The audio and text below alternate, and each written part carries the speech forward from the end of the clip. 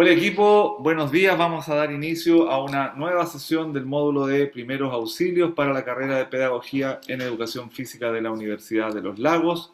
Hoy día 29 de noviembre, día lunes, 11 de la mañana. Ya comenzamos con una serie de preguntas relativas a la sesión anterior, que tenía que ver con el análisis de los signos vitales. Ya analizamos dos signos vitales, frecuencia cardíaca y frecuencia respiratoria, que son dos elementos muy importantes para indicarnos la condición o el estado de la persona, ¿no es cierto?, frente a cualquier tipo de estímulo. Y hoy día, en la segunda parte, vamos a analizar la temperatura, que hoy día está muy de moda. Cada vez que vamos a algún lugar a comprar o queremos ingresar a algún recinto, nos miden la temperatura.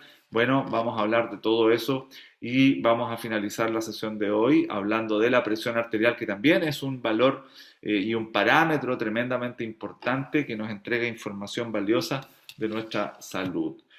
Así que sean todos bienvenidos y bienvenidas a esta nueva sesión del módulo de primeros auxilios. Como ya les decía, hoy día, en la sesión de hoy nos vamos a enfocar en dos parámetros importantes, que es la temperatura corporal, la temperatura, y la presión arterial. Decíamos, y esto a modo de introducción, que cualquier alteración de estos parámetros me podría indicar una alteración, ¿no es cierto?, en la homeostasis. La homeostasis es esta condición o estado de equilibrio, condición en que todo indica que está funcionando de manera apropiada.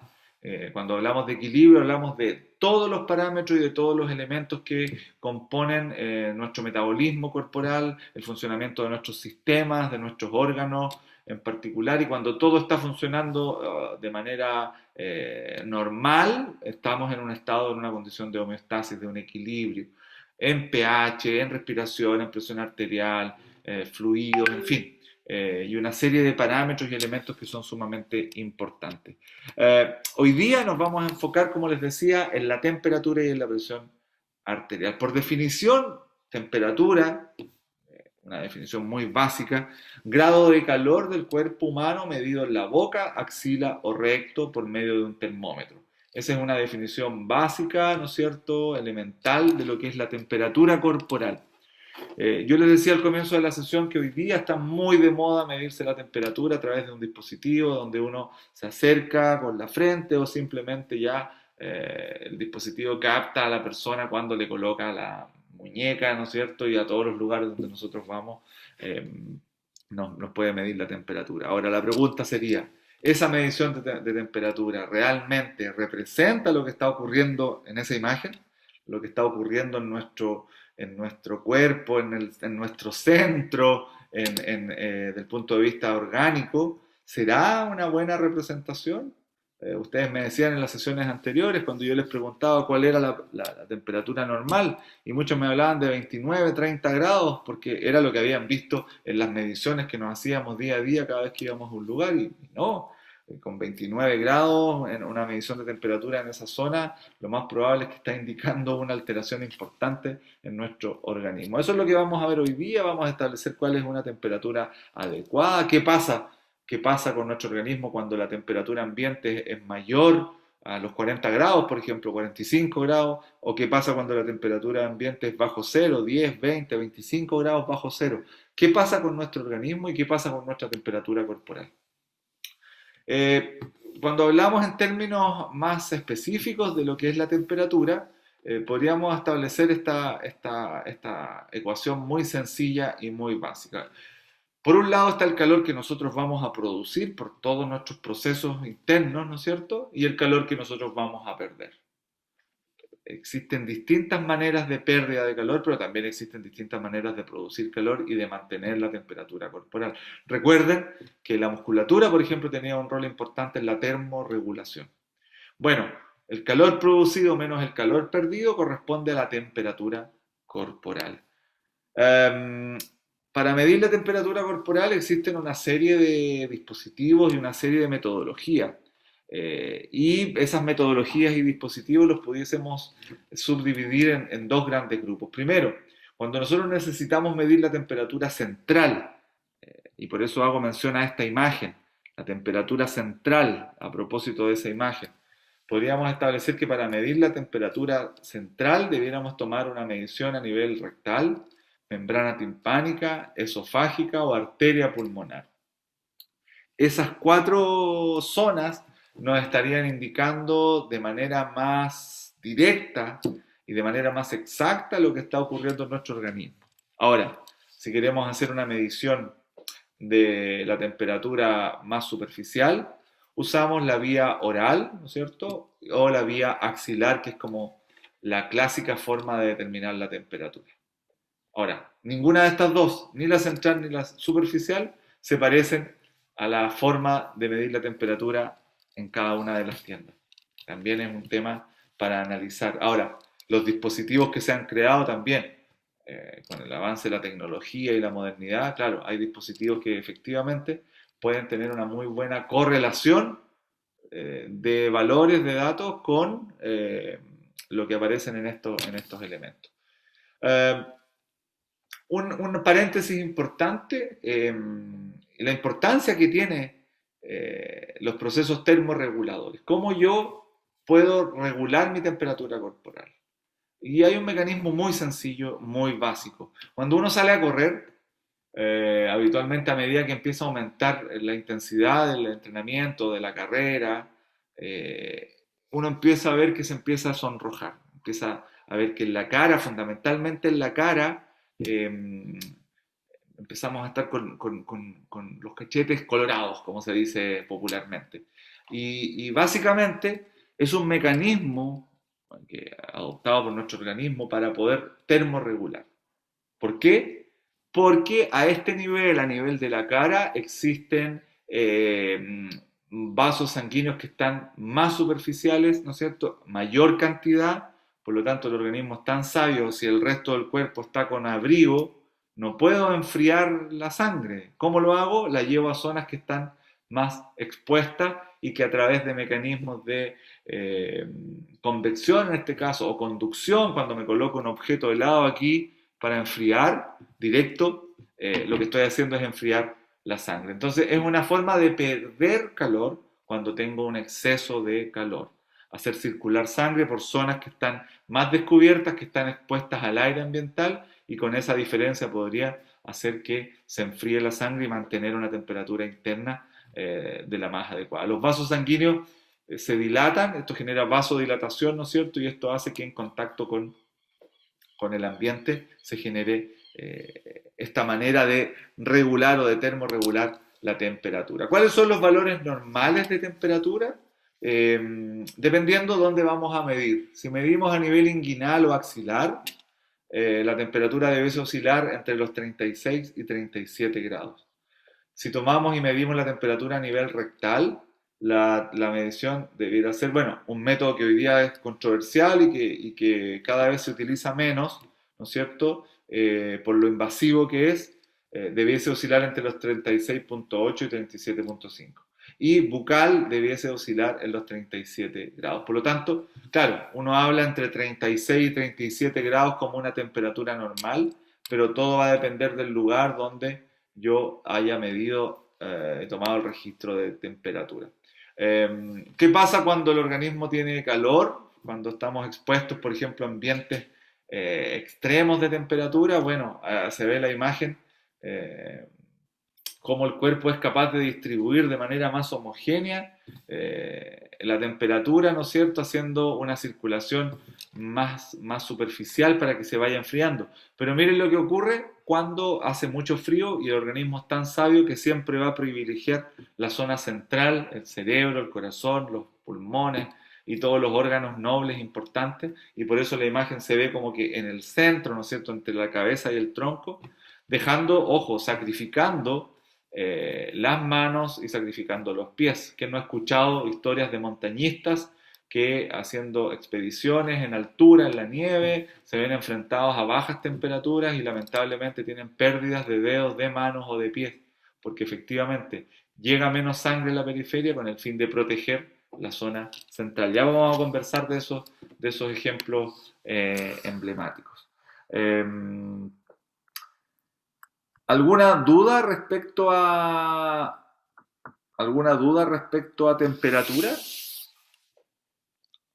¿Algún comentario? Vamos a dejar de grabar para poder hablar sobre todo de temperatura, que hoy día está tan de moda, pensando en que nos están tomando la temperatura todos los días y muchas veces durante el día.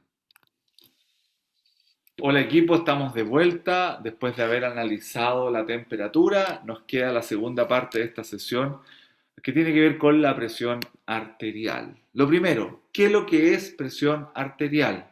Por definición, la presión arterial es la fuerza que ejerce la sangre sobre las paredes de las arterias.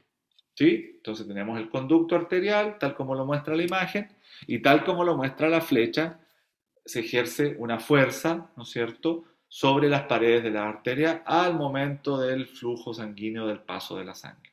¿Cómo se mide la presión arterial? Se mide por medio de un esfingomanómetro y un fonendoscopio. Ahí vamos a mostrar un esfingomanómetro, un fonendoscopio, vamos a ver una evolución a través de los años de estos equipos, cómo eran antiguamente y cómo son ahora, o cómo son ahora y cómo eran antes.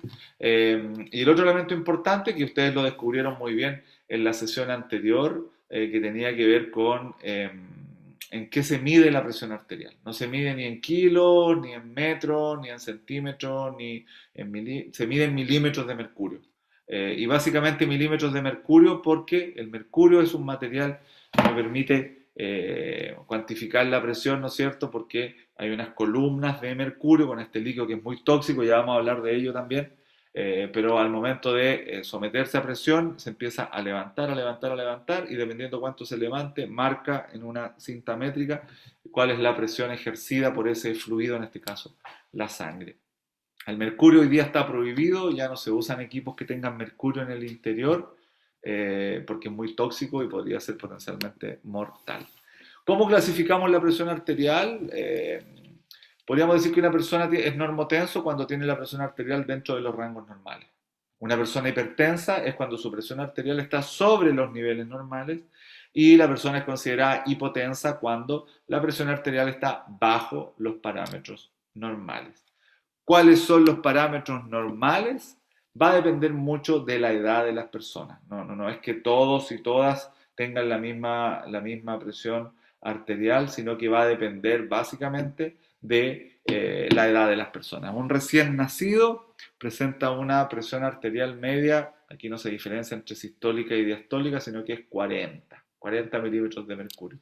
Al mes ya la presión oscila entre 85 y 54 y ahí vamos viendo cómo esta presión va aumentando hasta que se logra estabilizar al final de la adolescencia, etapa adulta, y una persona adulta mayor, claro, presenta una presión arterial que oscila entre los 140 y 90, que también es considerada normal. ¿Qué usamos para medir la presión arterial? Habitualmente se utiliza un dispositivo que yo creo que todos ustedes lo han visto y se han tomado la presión con un aparato de estas características. Es un aparato digital, ¿no es cierto?, que me permite medir la presión arterial. Ese aparato en ese momento tiene dos dispositivos, uno que es la consola digital y el otro que va conectado a través de una manguera hacia un manguito o una bolsa, ¿no es cierto?, una bomba de aire que se va inflando para apretar una zona del codo donde se va a medir finalmente la presión. Si se dan cuenta, en el dispositivo digital existen tres valores. El primero, 120, representa la presión sistólica, o sea, la presión al momento de la contracción muscular, y el 80 representa la presión diastólica, que es el momento que el corazón se relaja y entra en una etapa de diástole. El 70 representa el pulso, lo que hablamos en la primera parte de esta unidad de signos vitales. La frecuencia cardíaca o pulso está expresado también ahí. Si se dan cuenta, no tiene ninguna relación con la presión arterial. 120-80, 120 la presión sistólica, 80 la diastólica. 120 milímetros de mercurio fue la presión que se ejerció al momento de la contracción del corazón en las paredes de las arterias, medida distalmente a través de ese manguito que es capaz de medir la presión. Pero también, ojo, existen otros aparatos que requieren una mayor destreza técnica para la evaluación. Esto estoy seguro que también lo han visto, pero aquí se necesita una persona mucho más capacitada porque, claro, está el manguito, están las mangueras, está esta bomba que infla ese brazalete, pero aquí hay que estar muy atento para ir escuchando el momento exacto en que se produce la máxima presión y la mínima presión, o sea, la sistólica y la diastólica. Y aquí la persona tiene que ser experta. Y regresando en el tiempo, tenemos este aparato que por eso hablamos de milímetros de mercurio. Es ese dispositivo que está en el centro, esa columna finalmente, es una columna que tiene una barra de mercurio y que a medida que la presión en el dispositivo, el manguito, aumenta, claro, se empieza a levantar esa columna de mercurio. ¿Cuál es el problema de esto? Que el mercurio es tóxico y si ese aparato se llega a quebrar y ese mercurio llega a caer al suelo y alguien lo toma o tiene contacto o lo que ha ocurrido muchas veces, un bebé ve esas pelotitas y son hasta divertidas y entretenidas porque pueden avanzar y se las echa a la boca y ahí entramos en un evento tremendamente riesgoso para la vida de ese menor. Así que hay que tener mucho cuidado. Hoy día ya no se recomienda tener ni termómetros ni esfingomanómetros que tengan mercurio en el interior. Bueno, ¿qué recomendaciones debiésemos tener a la hora de medir la presión arterial? Primero, por una cuestión obvia, no tomar la presión en zonas lesionadas. Si tengo una herida a la altura del codo, ¿no es cierto?, del brazo o antebrazo, no colocar en ese, sino que hacerlo en el otro.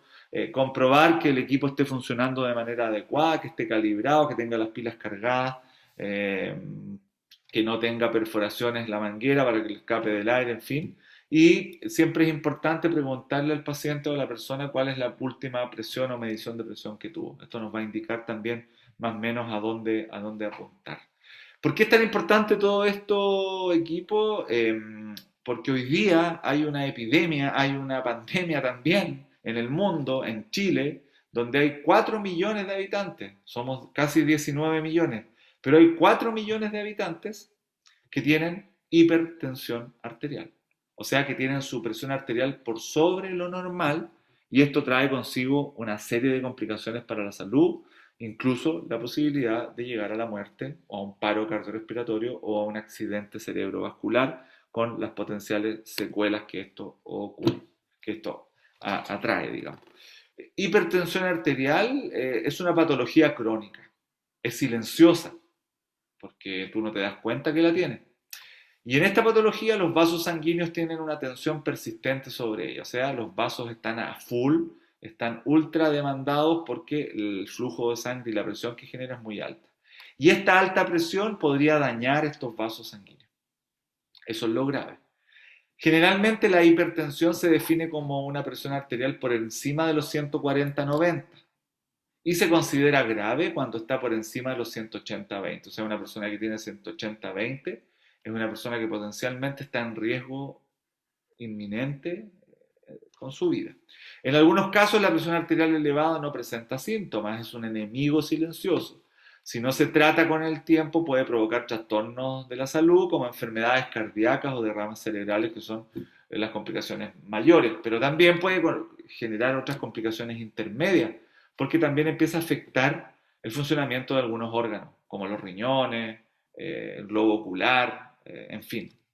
¿Por qué les planteo esto y les tiro sobre la mesa todos estos conceptos asociados a la medición de la presión arterial? Porque hoy día en Chile hay una gran cantidad de personas enfermas. De los 19 millones de chilenos, en la última encuesta nacional de salud del año 2017, llegó a la conclusión que habían cerca de 4 millones de personas con hipertensión. Y si a eso le sumamos todas las otras patologías, y si a eso le sumamos la gran cantidad de personas que no realizan ningún tipo de actividad física y que pasa gran parte de su día sentado, tenemos un caldo de cultivo tremendamente importante para lo que yo les mencionaba anteriormente.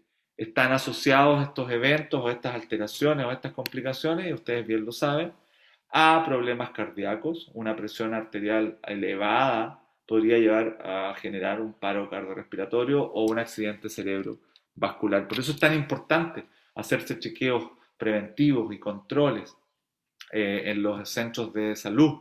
Hoy día hay un examen que se llama EMPA, que es un examen médico preventivo que usted lo puede tomar en cualquiera de los CEFAM de su comuna, pide una hora, es muy rápido y expedito.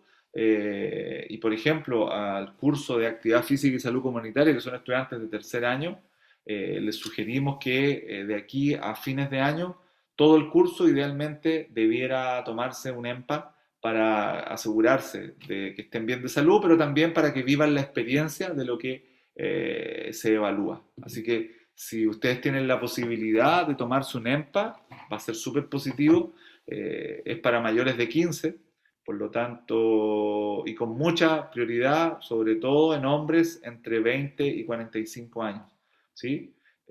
Así que ojo con eso para que lo puedan considerar y cada vez que vayan a un consultorio digan, oye, ¿sabes qué? El profe en la universidad dijo que nos tomemos el EMPA y yo quiero cumplir con eso y quiero saber cuál es mi condición de salud. ¿Qué pasa con la presión arterial? Básicamente va ejerciendo esta presión sobre las paredes de las arterias y eso puede dañarlas y puede generar problemas de distinto tipo, como accidentes cerebrovasculares o cardíacos. ¿Cómo, y con esto terminamos la sesión de hoy, la hipertensión, cómo disminuir el riesgo? Primero, el consumo de sal hay que regularlo, controlarlo, estar muy atento a la cantidad de sal que uno consume. Hoy día todos los alimentos tienen sodio, tienen sal y eso puede generar problemas, así que ojo con eso. La actividad física diaria es fundamental, mantener un peso saludable, también comer alimentos frescos, verduras, lácteos, de manera equilibrada y apropiada, el no fumar y el estar siempre atento a los consejos médicos. Sobre todo en la edad que están ustedes, que habitualmente el ir al médico es algo que no uno realiza habitualmente, pero yo de verdad les sugiero, y con esto quiero terminar la sesión de hoy, que a lo mejor esto no es un tema para ustedes, es probable que sea un tema mucho más allá. Pero ustedes están rodeados de personas adultas, ¿no es cierto? Y a lo mejor esas personas adultas van a necesitar un empujón.